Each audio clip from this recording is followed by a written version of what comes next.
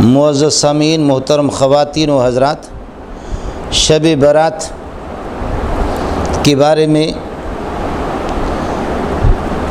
کچھ اختلاف علماء کا اور عوام میں ایک تشویش کہ شب برات کے فضائل اور پھر 15ویں تاریخ کو یہ کہ روزہ رکھنا، اس کے فضائل، اور ان دنوں میں یہ ہے کہ قبروں کی زیارت کرنا،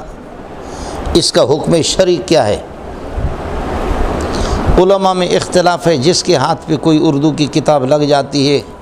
کوئی پڑھ لیتا ہے تو وہ اپنے دانش کے مطابق اور اپنے مطالعہ کی روشنی میں وہ کچھ گفتگو کرتا ہے، لیکن معتدل اور درمیانے بات یہی ہے۔ پہلی بات تو یہ سمجھے، مفسرین کا ایک طبقہ ہے کہ انا انزلنا فی لیلۃ مبارکۃ انا کنا منذرین، سورہ دخان کی اس آیت سے شب برات وہ مراد لیتے ہیں، لیکن جمہور مفسرین اور محققین کی رائے اور محدثین کی رائے یہ ہے،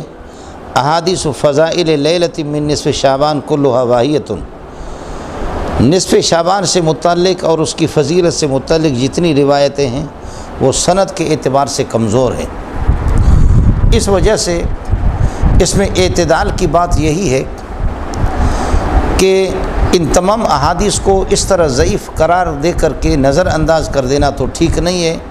کثرت سے روایتیں، تعدد طرق ہے، یتعدد بعضها ببعض،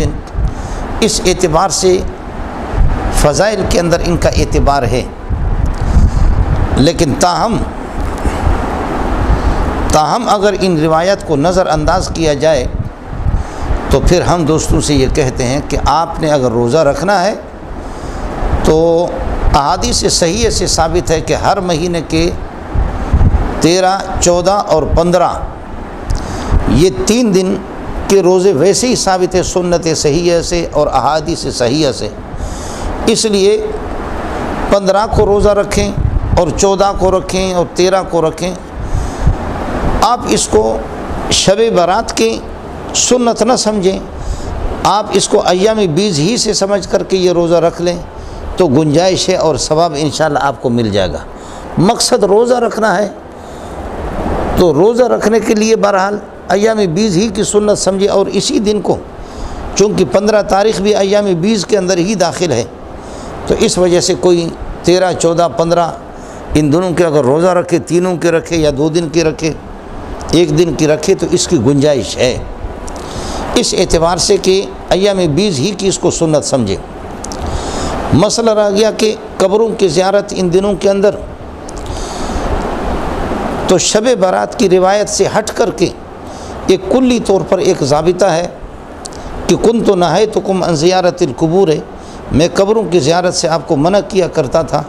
لیکن اب حضرت اقدس صلی اللہ علیہ وسلم نے صحابہ میں محنت فرمائی، الحمدللہ جہاں ایمان ہو لوگ قبروں پر اگر جائیں جزا فضا نہ کریں، اور یہ ہے کہ قبروں کا احترام کریں اور ان کو سلام پیش کریں اور ان کے لیے ایصال ثواب وہاں کچھ قرآن پڑھ کر کے دعا کر لیں، تو اس کا ثبوت تو ہے۔ تو کنت نہیتکم عن زیارت القبور الا فزوروها فانها تذکر الاخرہ، یہ نص ہے، اس میں شب برات ہو یا کوئی، اس کے عموم سے آپ یہ ہے کہ استفادہ کر سکتے ہیں اور قبروں میں آپ جائیں،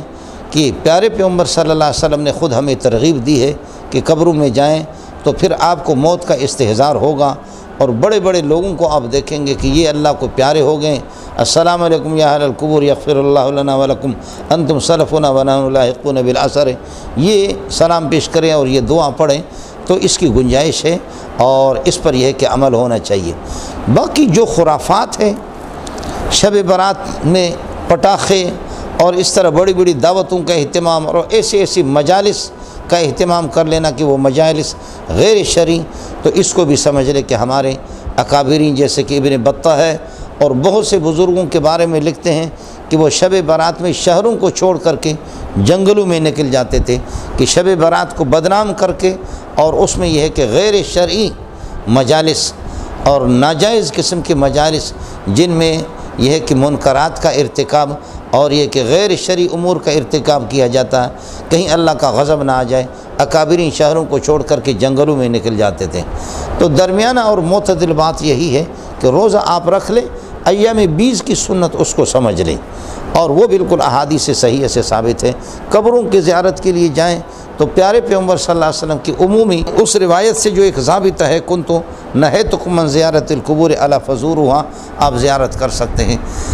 روزہ رکھنا ہے تو پھر شب برات ہی کی اس کو سنت سمجھ کر کے اس پر اصرار کرنا، اس کی کیا ضرورت ہے؟ اللہ تعالی ہمیں قرآن و سنت پر عمل کرنے کی توفیق عطا فرمائے۔ اللہ تعالی یہ ہے کہ مرد اور عورتیں جتنے بھی مسلمان ہیں ہمارے، اللہ ان کی دستگیر فرما دے، موت کا استحضار بھی ہمیں نصیب فرما دے، پیارے پیغمبر صلی اللہ علیہ وسلم کے نقش قدم پر چلا دے۔